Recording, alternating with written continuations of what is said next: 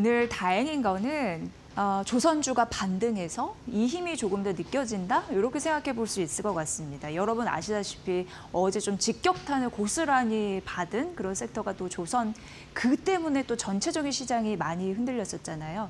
그러니까 미국 쪽에서 조선 배들에 대해서 이팡 수수료를 이제 부과하겠다라고 이제 거세게 비판하자 중국 쪽에서 그게 좀 마땅하지 않으니까 이게 하나오션이 사실 미국과 우리나라가 조선 관련해서 협력할 수 있는 대표적인 마스가의 상징적인 기업인데 이쪽에 태클을 걸었었습니다. 하나오션 미국 자회사 5곳을 제재한다. 그런 이슈가 불거지면서 어제 시장 전반적으로 미국과 중국이 싸우는데 새우등 터지는 우리나라, 전반적으로 피를 흘리는 우리 시장을 아마 목격을 하셨을 것 같습니다.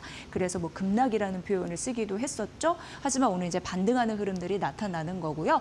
이게 이제 미국 쪽이, 중국 쪽이 우리나라도 뭐 슈퍼 그 301조 관련해서 미국 법 조사에 우리가 연루가 되면서 자신들의 자국의 이익이나 여러 가지 안보를 위협했다라고 생각을 하는 겁니다. 301조 같은 경우에는 뭐 해당 국가가 불공정 무역하면 관세를 때리게 할 수 있는 그런 건데 조사에 가담을 했다라고 생각을 하는 거고요. 그러면서 하나오션 관련해서 미국 법인 5곳을 상징적으로 제재하는 흐름들이 있었다라는 게 어제 시장의 이제 주요 포인트 리스크의 좀 하나였습니다.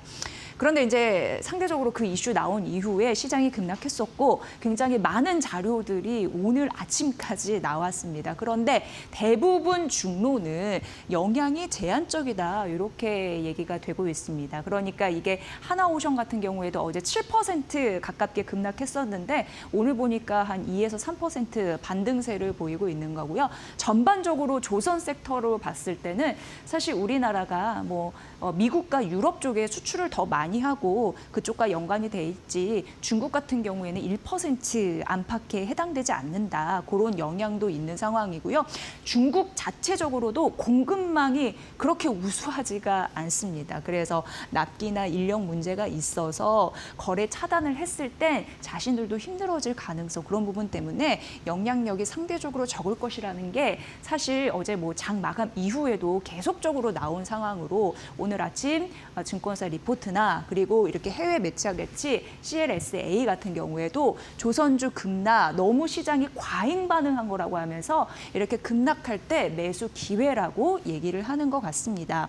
일단 그러면은 어저께는 어떤 시그널인가? 이제 우리가 에이펙 정상회담 대기를 하고 있잖아요. 그 테이블에 함께 올랐을 때 사전에 좀 치고 받는 우리가 이 정도로 예민하니까 좋은 협상 카드를 꺼내라라고 지속적으로 외교적인 신호를 보내는 것에 일단 불과하다. 이렇게 인식을 하는 것 같다라는 느낌이 듭니다. 그래서 외교적인 견제 카드다. 이렇게 문구를 써놨고요.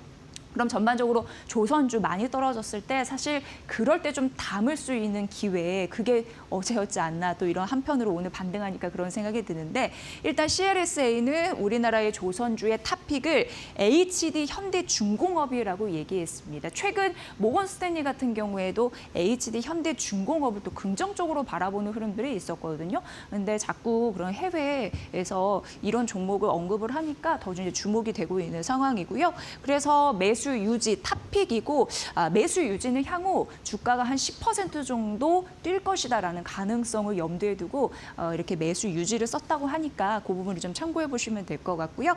61만 3천 원이고 뭐 여러 가지 믹스 수익성 개선에 여전히 유리하다라고 생각을 했습니다. 그리고 HD 한국조선해양, 하나오션, 삼성중공업 역시 큰 틀에서 벗어나지 않았습니다. 같이 매수 유지한다라는 탑픽 종목으로 언급을 했습니다.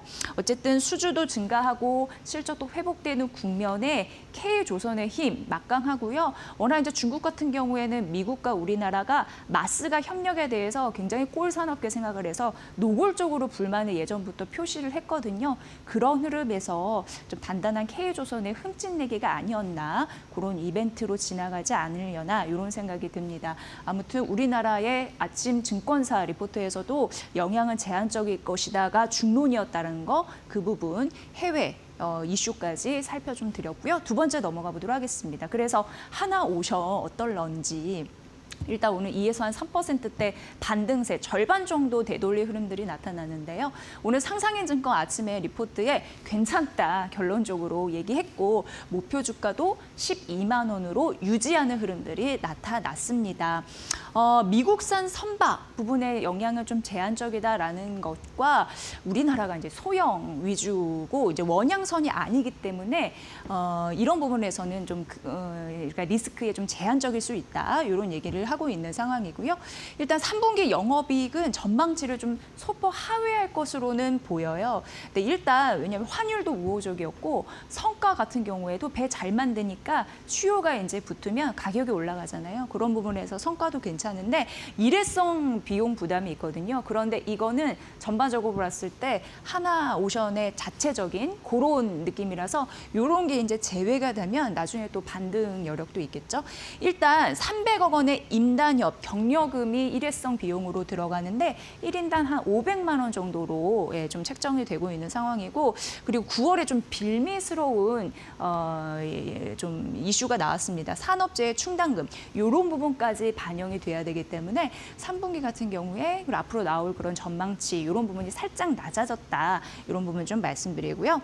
하지만 K조선 그리고 하나오션 같은 경우에는 상선도 긍정적이고 그리고 함정 모멘텀도 좀 유효하다라고 분석이 되고 있는 게 대만에 그 굉장히 탑 해운사가 있습니다. 그게 이제 양밍인데 그쪽에서 컨테이너선 수주 이슈 있고요. LNG선 그리고 VLCC 뿐만 아니라 초대형 이제 운반선이겠죠. LNG 운반선 또 지속적으로 수주한 그런 흐름도 잡히고 있는 거고요. 미국 쪽 필리 조선소의 수주는 여전히 좀 지속되고 있다라는 부분. 상선, 함정 시장, 그러니까 미국 시장에 선제 대응하고 있는 것도 긍정적으로 바라봤습니다. 호주에 또 유명한 오스탈 기업이 있는데 거기 지분을 일부 좀 획득한 흐름들 여기에서 그 호주 기업의 지분을 획득하는 거기 때문에 그 해당국의 뭐랄까요 허가 이런 부분이 필요한데 그런 과정도 지금 추진하고 있다라고 언급이 됐고요.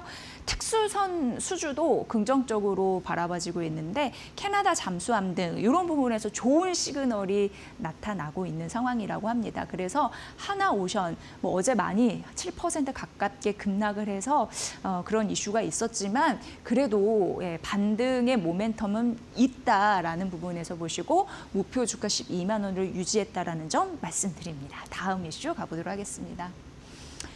한국투자증권에서 삼성전자 얘기를 좀 했는데요. 다시 한번 뭐 복습하면서 목표 주가가 12만 원짜리가 나왔더라고요. 그래서 한번 꼽아봤습니다. 오늘 아침에 나온 증권사 리포트였습니다.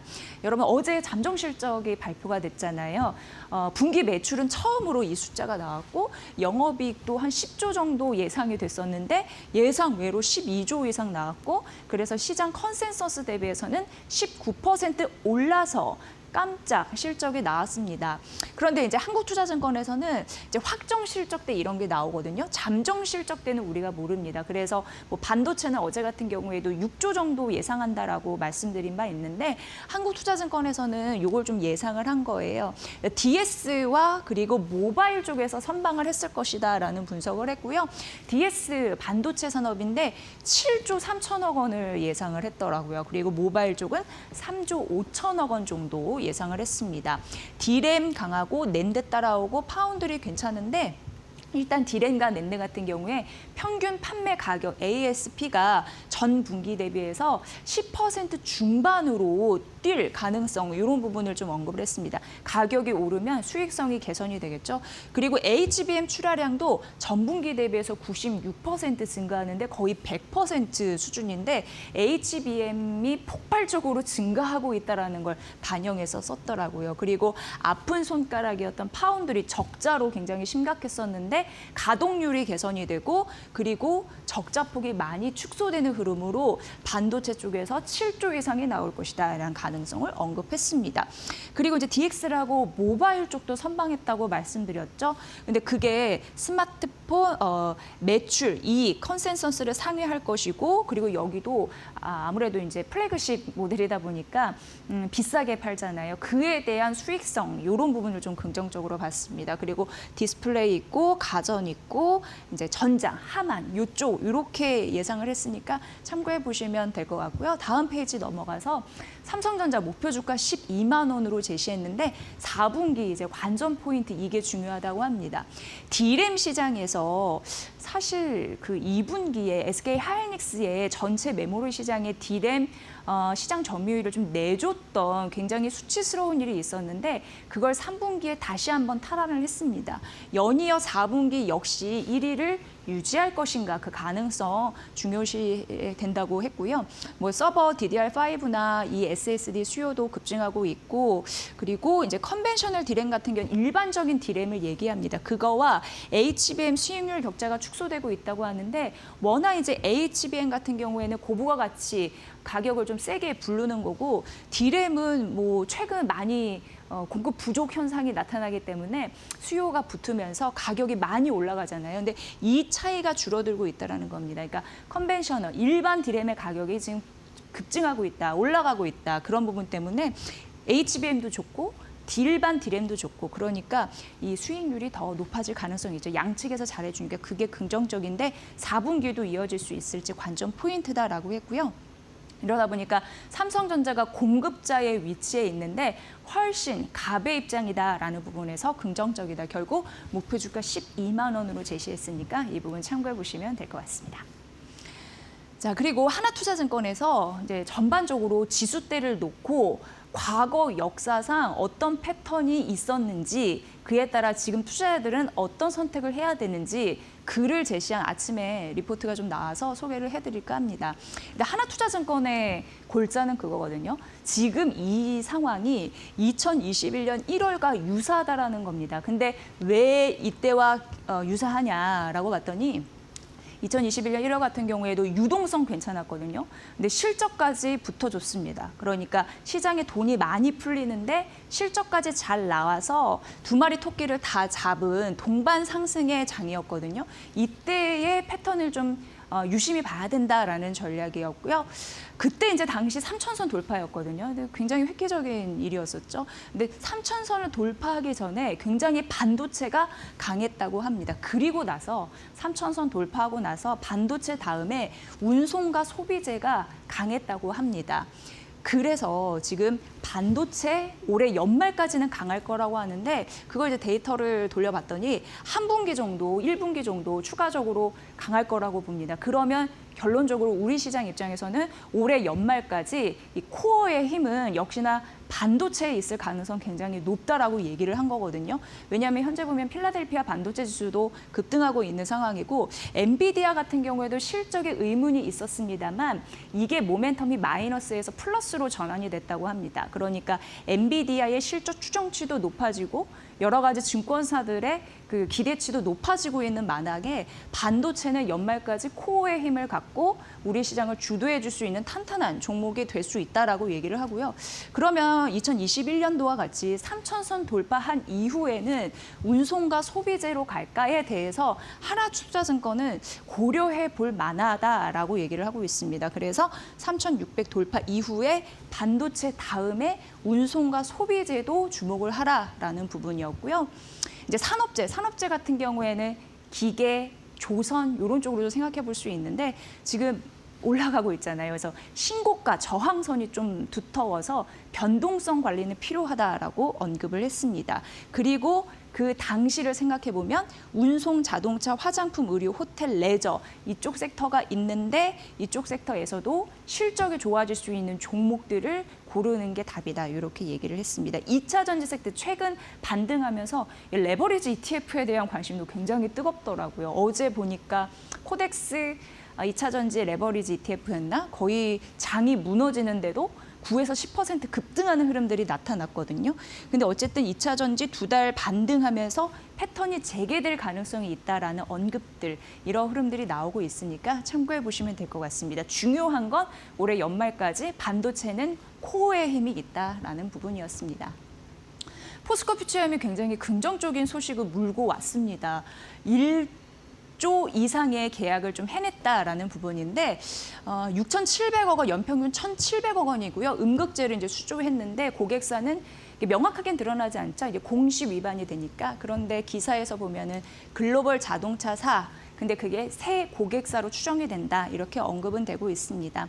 2027년부터 4년간 공급될 예정이고요. 지금 미국이 중국산 흑연제 이거를 수출을 이제 통제하고 있는 상황인데 최대 160% 관세 부과되면요. 사실 우리 K 배터리에 굉장히 긍정적인 소식들이 들려올 수 있는 가능성이 있는 거고요. 왜냐하면 음극재 시장이 중국이 1위부터 10위까지 다 석권했거든요. 그런데 이제 가격 경쟁력에서 밀려버리면 우리나라가 치고 들어갈 가능성이 높습니다. 일단 중국산 단가가 비싸질 것으로 보인다라는 점에서 그 데이터는 좀 넣어놨습니다. 음극재를 만드는 기본 원료가 또 흑연이라는 점을 봤을 때 굉장히 중요한데 포스코 퓨처엠은 일찍부터 탈중국 밸류 체인을 좀 구성하는 흐름들이 나타났는데요. 인상흑연이라고 해서 인조흑연을 생각하시면 되는데 인조흑연에 그리고 좀 가공한 인조흑연인 구형흑연이 있는 거고요. 그리고 이제 천연흑연 이런 과정으로 진행되는데 이거에 대한 대비책도 포스코 퓨처엠에 해냈습니다. 일단 인조흑연 같은 경우에는 계열사를 통해서 아프리카산 원료를 확보 중이다라는 게 있는 상황이고요. 구형흑연 같은 경우에는 중국이 거의 싹쓸이하고 있는 시장인데 어쨌든 그런 탈중국 밸류체인 구축하고 있다고 했잖아요. 생산법인 설립을 추진하고 있다라는 점 이런 부분에서 훨씬 K 경쟁력이 부각되지 않을까라는 긍정적인 흐름이 있습니다. 그렇게 되면 중국에 대한 그런 제품이 비싸지면 K 경쟁력, 가격적인 부분에서 이제 비등해지니까 협상력이 있고 이러면 시장 지위가 조금 더 강화되지 않을까. 어쨌든 이런 부분은 미국과 중국이 싸우는데 우리 K 배터리 관련 소재주가 긍정적이다라는 부분이었는데 한국투자증권은 2차 전지 소재 음극재, 뭐 흑연 이런 건 소재잖아요. 근데 중립을 그냥 유지했더라고요. 이런 부분 좀 참고해 보시고 최근 2차 전지 소재에 대한 관심을 가져야 된다라는 전문가들이 늘어나고 있어서 이 부분 한번 소개해 드렸습니다. 계속적으로 팔로우하면서 중요 이슈 있을 때 여러분께 소개해 드리도록 하겠습니다.